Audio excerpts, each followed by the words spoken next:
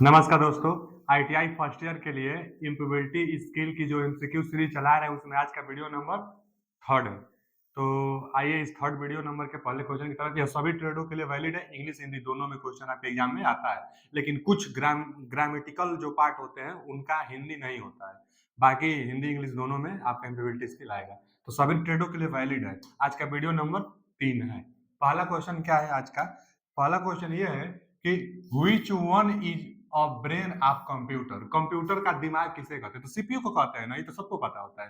Computer का दिमाग CPU, B option is a right answer. आते हैं अगले क्वेश्चन की तरफ। जो अगला क्वेश्चन है हमारा कि which one is a cardinal number. देखिए, जो कार्डिनल नंबर होता है किसे कहते हैं? Cardinal number.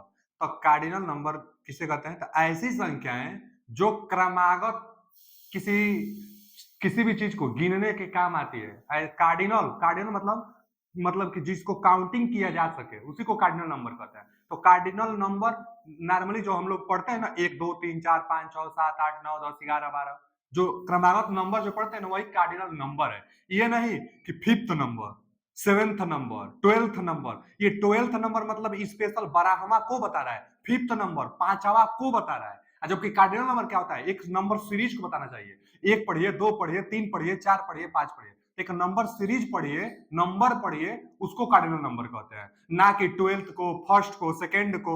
ये नहीं, जो फर्स्ट सेकेंड ट्वेल्थ ये सब जो होता है ना, स्पेशल सिर्फ एक नंबर को डिनोट करता है कि उदम उसी को। जबकि 10 आ गया तो किसी सीरीज का होगा 10वां नंबर, 1 आ गया तो किसी कोई सीरीज होगा, 5 आ गया कोई सीरीज होगा, तो किसी सीरीज के नंबर को कार्डिनल नंबर कहते हैं। तो कार्डिनल नंबर क्या होगा? 10 होगा।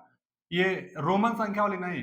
तो 5, फिर 7 और ये जो 6 है, तो ये 6 7 5 ये सब क्या बताती है कि मतलब 5वां नंबर, 7वां नंबर, स्पेशल ये नंबर को 10 बता रहा है। कार्डिनल नंबर डिजिट अंक में होना चाहिए कार्डिनल नंबर, और ये क्रमागत सीरीज को होता है। जैसे और आगे देखिए ना, जैसे जो अगला क्वेश्चन है कि which one is the cardinal number. इसमें कार्डिनल नंबर कौन सा है? तो तीसरा ऑप्शन जो है ना वो कार्डिनल नंबर है, D option is a right answer. अगला क्वेश्चन क्या है कि which one one is a cardinal number. फिर कार्डिनल नंबर, तो देखिए ये नहीं, और 10th नंबर देते भी नहीं, फर्स्ट दिया भी नहीं, 1 दिया है ना, इसलिए ये डी ऑप्शन। तो D option is a right answer. आते हैं अगले क्वेश्चन की तरफ। Which one is a cardinal number. फिर कार्डिनल नंबर पूछा है। देखिए ये फिफ्थ लगाया है, 8 लगाया है और सेकेंड लगाया है। तो ये सब नहीं, जो 1 है वो ठीक है, क्योंकि वो स्पेशल एक नंबर को नहीं डिनोट करता है। तो 1, ए option is a right answer. जो अगला क्वेश्चन है, which one is an exclamatory sentence. Exclamatory sentence किसे कहते हैं? एक्सक्लेमेटरी सेंटेंस वो होता है जिसके अंत में ऐसा चिन्ह बना रहता है, यही है पहचान। एक्सक्लेमेटरी सेंटेंस का पहचान, विस्मयादि बोधक इसको हिंदी में कहते हैं। इसका पहचान क्या है कि ऐसे प्रश्नवाचक चिन्ह रहेगा, मतलब ऐसा चिन्ह रहेगा। तो A option is right answer, विस्मयादि बोधक चिन्ह जरूर रहता है। आते हैं अगला क्वेश्चन की तरफ। एक्टिव वॉइस कौन सा है? एक तो होता है एक्टिव वॉइस, जैसे ज्यों का त्यों जो वाक्य बोला जाता है ना उसको एक्टिव वॉइस कहते हैं। अब पैसिव वॉइस किसी दूसरे के द्वारा कहा जाता है, किसी तीसरे के द्वारा दूसरे के बारे में कहा जाता है, उसको पैसिव वॉइस कहते हैं। पैसिव वॉइस के पहचान में बाई शब्द लगा रहता है लास्ट में। तो इसमें बाई आती है पैसिव और पैसिव और पैसिव है, इसमें नहीं है, तो यही एक्टिव हो जाएगा। एक्टिव पूछा है आपसे तो A option is right answer. Active voice पूछा है तो ए ऑप्शन। आते हैं अगले, जो अगला क्वेश्चन देखिए, पैसिव वॉइस। तो इसमें बाई होना चाहिए, इसमें नहीं है तो ये नहीं होगा, बाई नहीं है तो नहीं होगा, इसमें बाई है तो ये होगा, इसमें नहीं है तो ये नहीं होगा, बाई होगा। बनाने का रूल भी है लेकिन पहचानने का ट्रिक हम बता रहे हैं। बाई होगा तो इसलिए पैसिव वॉइस, यानी कि कौन सा option? C option is right है। सी ऑप्शन इज राइट है। अगला क्वेश्चन क्या है? Which one is not a conjunction. Conjunction कौन सा नहीं है? तो एंड है, आर है, बट है। बट जो आन है यह कंजक्शन नहीं है, तो D option is right answer. क्या है? आन। आन प्रीपोजिशन है। आया था ना कि on the third floor, preposition choose करना था। ऑन द थर्ड फ्लोर भरे थे हम लोग, यानी आन एक प्रीपोजिशन होता है और वो सब कंजक्शन है। तो डी ऑप्शन उसका राइट आंसर है। अगला क्या दिया है? Which one is not a benefit of the role play. मतलब खेलने के दौरान कौन सा नहीं होना चाहिए, कौन सा लाभ नहीं है, चाहे कौन सा रोल नहीं अपनाना चाहिए कि कोई भी गेम खेलने के दौरान। तो पहला दिया है कि बिल्ड अप कॉन्फिडेंस, तो ये तो होना चाहिए, कॉन्फिडेंस होना चाहिए, तो ये ऑप्शन नहीं होगा। फिर डेवलप लिसनिंग स्किल, सुनने की स्किल, दूसरों की बातों को सुनने की स्किल होनी चाहिए, तो ये भी ठीक है।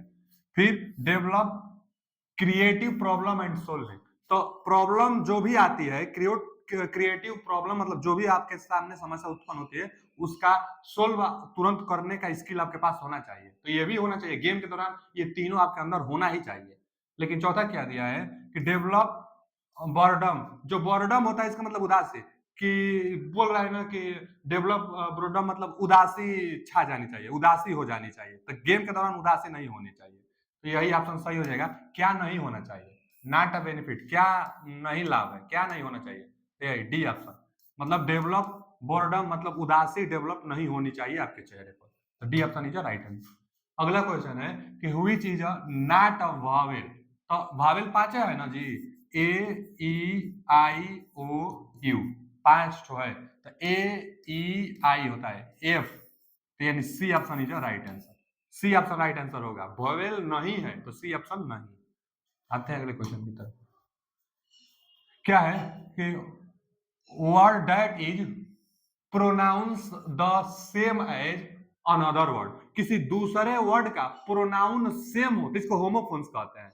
Homophones, homophones and but different word but different in meaning is called. मतलब होमोफोन सही होता है कि दो अलग अलग वर्ड का उच्चारण सेम हो परंतु इंग्लिश मीनिंग अलग अलग होती है और अर्थ भी अलग अलग आता है। तो ऐसा दो वर्ड जिसका अर्थ अलग अलग है लेकिन उच्चारण एक समान हो तो उसको होमोफोन्स कहते हैं। तो homophones, A option is right answer.